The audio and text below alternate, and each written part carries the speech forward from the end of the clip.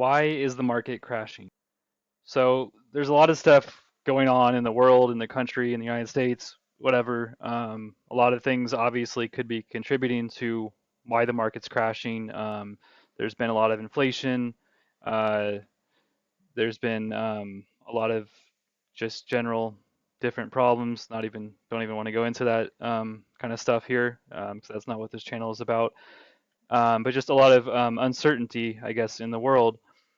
So there's a lot of reasons why the market could be crashing.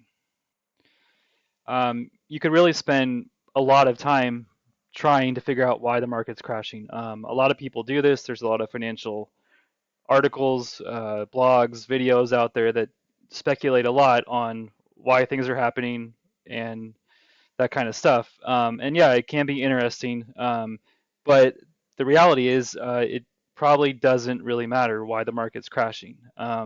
The reality is that it is crashing, and you just have to think in terms of how you're going to react to that. Um, and a good way to do that is to look back at other crashes. Looking at a chart that goes back a couple years, like a daily chart, is a good thing because back when the last major crash happened was in 2020, and back then we knew why it was crashing. That was because the COVID stuff had started. Um, there had been a lot in the media about it, and there had been speculation for a little while before that that it was going to impact the stock market, and then all of a sudden it did in a big way. Um, but really, back then it didn't really matter either why it was crashing, as long as you were aware that it was crashing and watching the market on a daily basis.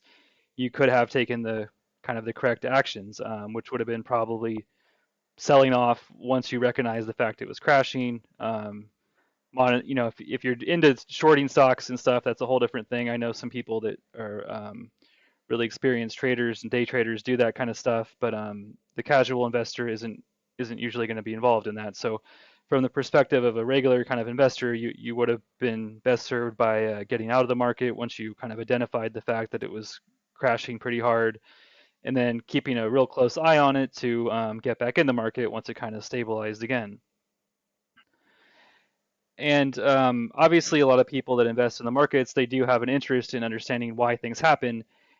But sometimes it's important to separate that out from your investing and trading activity. You may have that interest, you may want to read articles, but sometimes you can just do that after the fact. In a couple weeks, we'll probably have a better idea why the market is crashing exactly. And same with in 6 months from now and a year from now. Just like now, you can read a whole bunch of stuff about the COVID crash and why that happened.